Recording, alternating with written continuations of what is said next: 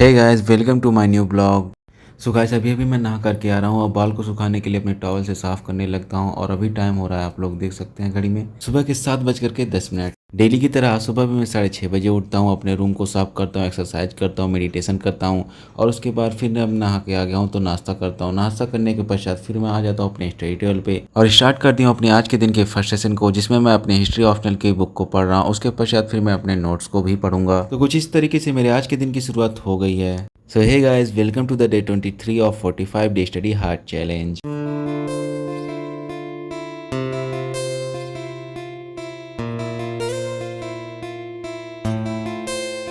लगभग 2 घंटे में अपने फर्स्ट सेशन के फर्स्ट पार्ट को पढ़ करके कंप्लीट कर देता हूँ। उसके पश्चात फिर मैं अब स्टार्ट कर देता हूँ अपने अगले सेशन को, जो कि मेरे फर्स्ट सेशन का ही सेकंड पार्ट है। इसमें मुझे अपने हिस्ट्री ऑप्शनल के नोट्स को पढ़ना है। और अब मैं थोड़ा सा टायर्ड फील कर रहा हूँ, जिस वजह से मेरा थोड़ा पढ़ाई करने में मन नहीं लग रहा है। एक समय के लिए मैं तो ये सोच रहा था कि जाता हूँ बिस्तर पे लेट जाता हूँ, लेट के पढ़ाई करता हूँ या सो जाता हूँ, लेकिन फिर भी मैं अपने पढ़ाई में लगा रहा।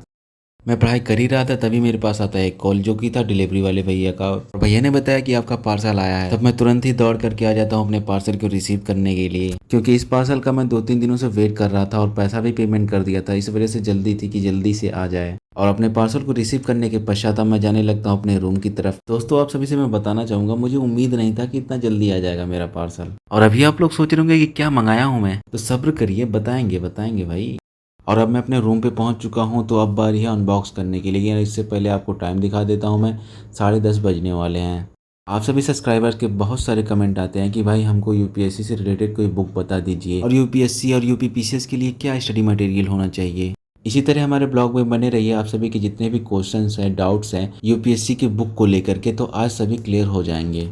तो गाइस, अभी आप लोग देख सकते हैं कि ये एक बुक है और इस बुक का नाम है ओसवाल बुक। और इस बुक को मेरे एक सीनियर ने सजेस्ट किया, जो अभी यूपीएससी की तैयारी करते हैं। और अब अगर हम बात करें इस बुक के बारे में, तो सबसे पहले मैं आप सभी से बताना चाहूँगा, ये जो बुक है ओसवाल बुक, ये ओसवाल बुक है, ना कि प्रकाशन है। बहुत सारे मार्केट में ओसवाल प्रकाशन भी चल रहे हैं, तो ओसवाल प्रकाशन नहीं लेना है, ओसवाल बुक लेनी है।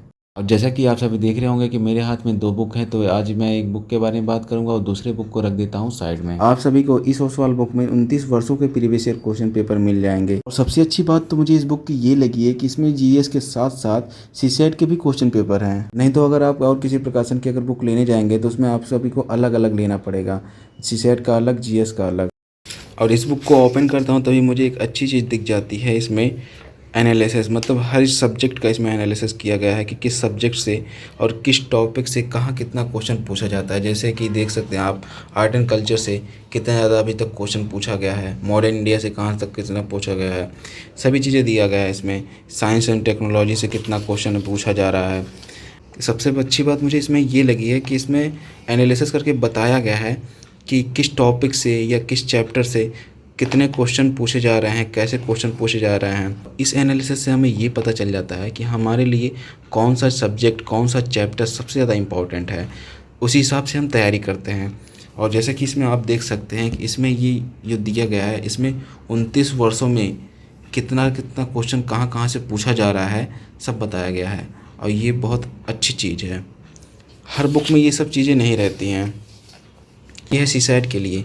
अब सीसैट में कहाँ से कितना क्वेश्चन पूछा जा रहा है, ये सभी चीज़ें इसमें चार्ट बना करके बता दिया गया है। और इसमें क्वेश्चन के आंसर को बहुत ही इजीली समझा दिया गया है। और इस बुक की एक और स्पेशलिटी है कि इसमें हर सब्जेक्ट को अलग अलग यूनिट में बांट दिया गया है। जैसे कि यूनिट ए में है हिस्ट्री, और यूनिट बी में है साइंस एंड टेक्नोलॉजी।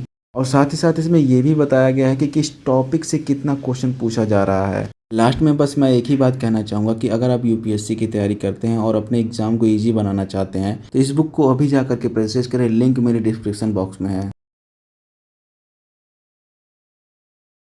अब इस बुक को रखते हैं साइड में, बाद में पढ़ेंगे, क्योंकि अभी मुझे अपने फर्स्ट सेशन को कंप्लीट भी करना है। फिर उसके बाद मुझे अपना लंच बनाना है, खाना, उसके बाद से फिर पढ़ाई में लग जाना है। तो गाइस, मेरा सेशन समाप्त हो जाता है और अभी आप लोग टाइम देख सकते हैं कि 11 बजने वाला है और अब टाइम हो चुका है लंच बनाने का।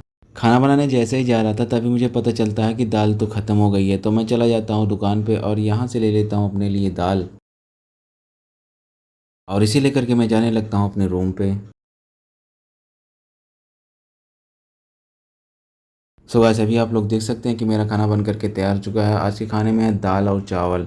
और आज मैं रोटी नहीं बनाया हूँ क्योंकि अगर मैं रोटी बनाऊँगा तो मुझे बहुत ज़्यादा समय लग जाएगा और उतना टाइम मेरे पास है नहीं, क्योंकि बहुत सारा टाइम वेस्ट हो चुका है मेरा आज। इस वजह से आज मैं दाल चावल बना लेता हूँ और खाने लगता हूँ मज़े से।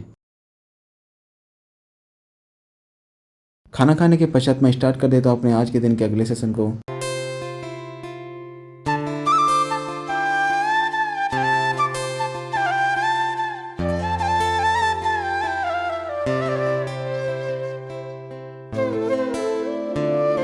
जब इकोनॉमी के बुक का सेशन समाप्त हो जाता है उसके पश्चात मैं पढ़ने लगता हूँ इकोनॉमी के नोट्स को। आज मैं कोचिंग नहीं जाऊँगा वो इस वजह से क्योंकि आज है संडे और मुझे जाना है थोड़ा सा घूमने, क्योंकि बहुत दिनों से मैं घूमने नहीं गया हूँ।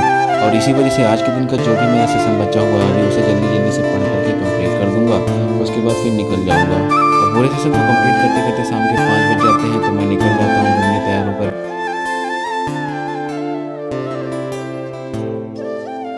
अभी तो आ चुका हूँ अपने मेन मार्केट में।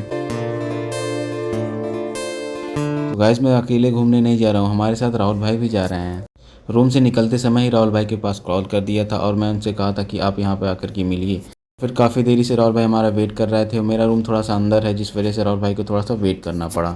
हम लोग घूमने के लिए तो जा ही रहे हैं, लेकिन हम लोग फालतू का घूमने नहीं जा रहे हैं। हम लोग जा रहे हैं बुक स्टोर पे, वहाँ से कुछ किताबें खरीदनी है, उसके बाद फिर आना है रूम पे। बुक स्टोर पे पहुंचते ही जो बुक हम लोगों को लेनी रहती है उस बुक को निकलवाते हैं और राहुल भाई हमारे चेक करते हैं अच्छे तरीके से कहीं फटा तो नहीं है, और उसके बाद फिर लेकर के हम लोग निकल जाएंगे। बुक लेकर के हम लोग निकल ही रहते तभी हम लोगों को 10-10 फीट के व्यक्ति मिल जाते हैं और मैं सोचने लगता हूँ ये किस ग्रह के प्राणी हैं। लेकिन तो जब नज़दीक पहुँचता हूँ और ध्यान से देखता हूँ तब बाद में पता चलता है ये लोग तो अपने पैर में डंडे को बांधे हुए हैं। रूम पे पहुँचते पहुँचते तो अंधेरा हो जाता है। फिर मैं खाना बनाने लगता हूँ। खाना बनाने के पश्चात फिर मैं अब खाना स्टार्ट कर दिया हूँ।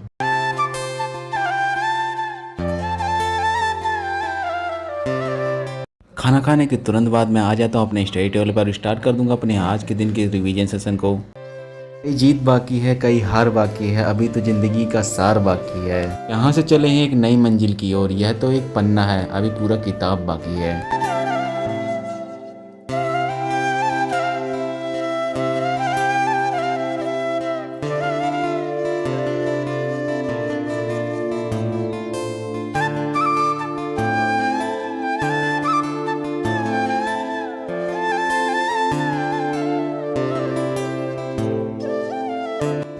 तो गाइस आज के दिन का जो भी मेरा रिवीजन से था वो कंप्लीट हो चुका है और अभी रात के 2 बजने वाले हैं। तो अब बारी है सोने की, क्योंकि अब 2 बज गए हैं। तो आप लोग को पता ही है कि मेरा 2 बजे सोने का टाइम होता है और अब मैं सो जाऊंगा।